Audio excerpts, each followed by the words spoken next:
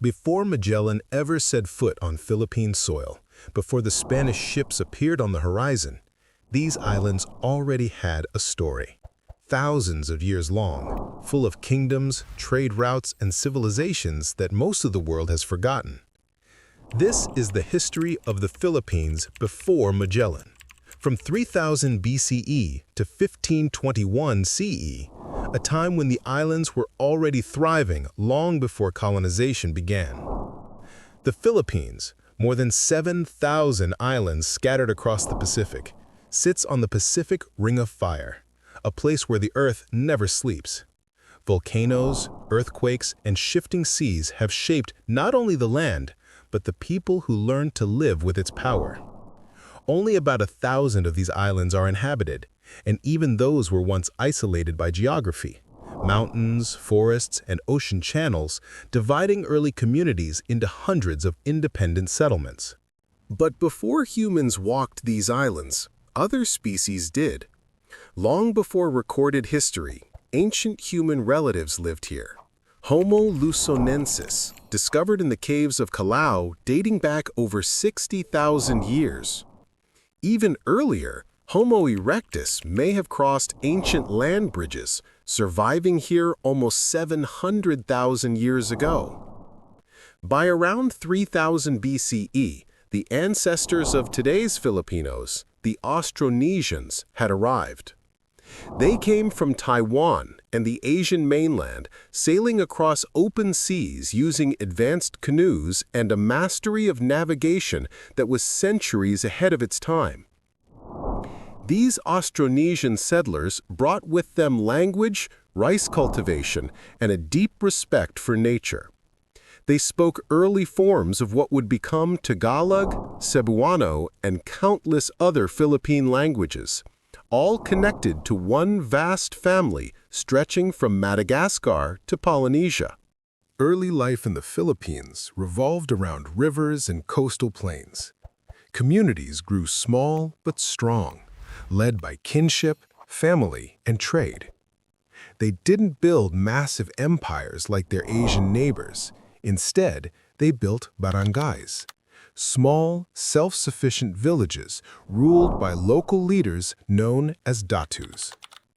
Each barangay was a world of its own, sometimes trading, sometimes competing, but connected through marriage, commerce, and alliances. By 2000 BCE, the islands had already become part of one of the oldest trade networks in human history, the Maritime Jade Road. From the mountains of Taiwan to the shores of Vietnam and deep into the Philippine Islands, jade ornaments carved by Filipino craftsmen traveled across Asia. For nearly 3,000 years, jade, gold, and shell beads from the Philippines were traded, proof that these islands were never isolated. Even then, the Filipinos were global traders before globalization ever had a name. By 900 CE, a shift occurred, the dawn of written history. A copper plate was discovered near Laguna, etched in ancient script dated to the year 900 CE, the Laguna Copperplate inscription. It wasn't a myth or a story. It was a legal document forgiving a debt, and with it came proof that the people of the Philippines already had a system of writing, laws, and governance centuries before Spanish rule. Society at that time was already organized into classes: the Magino, the ruling elite, the Maharlika, free citizens and warriors, and the Alipin, servants and dependents. It wasn't a chaotic tribal world. It was structured, sophisticated, and deeply spiritual. They believed every part of nature had a spirit: the forests, the rivers, even the wind. Ancestor worship was common, and rituals kept harmony between the living, the dead, and the unseen. Trade expanded again by the 9th century.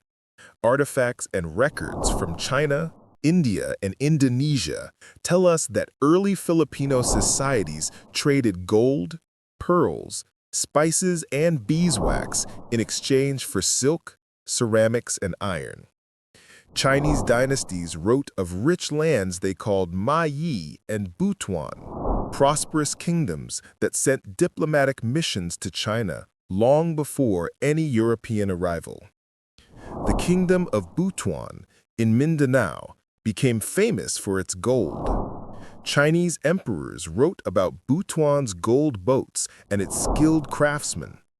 In 1000 CE, a Butuan king named Keeling sent an envoy to the Chinese court, proof that the Philippines had kings, trade diplomats, and international relations a full 500 years before Magellan. Meanwhile, religion was changing. From India and Indonesia came waves of Hindu and Buddhist influence, stories, art, and symbols blending into the local belief systems. You can still see traces of them today in old carvings and myths. Words from Sanskrit, like Bathala, the supreme god, entered early Tagalog belief. By the late 1300s, Islam arrived, first in the Sulu archipelago, brought by Arab and Malay traders. The first mosque was built in 1380 by Makdum Karim, and soon after, sultanates emerged in Sulu, Maguindanao, and parts of Mindanao.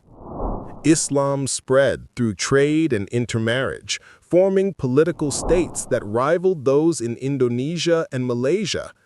The Sultanate of Sulu, the Sultanate of Maguindanao, and the Rajanate of Butuan became centers of power, faith, and commerce.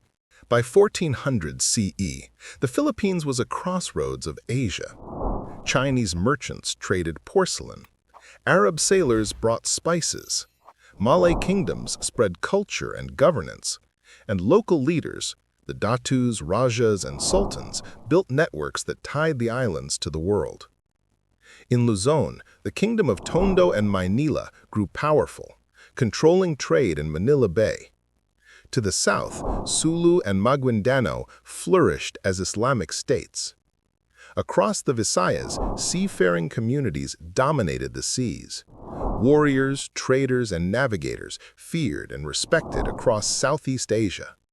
The history of the Philippines didn't begin with Magellan. It began with the wind, the sea, and the people who crossed it. A story of resilience, adaptation, and connection, written long before anyone called it the Philippines.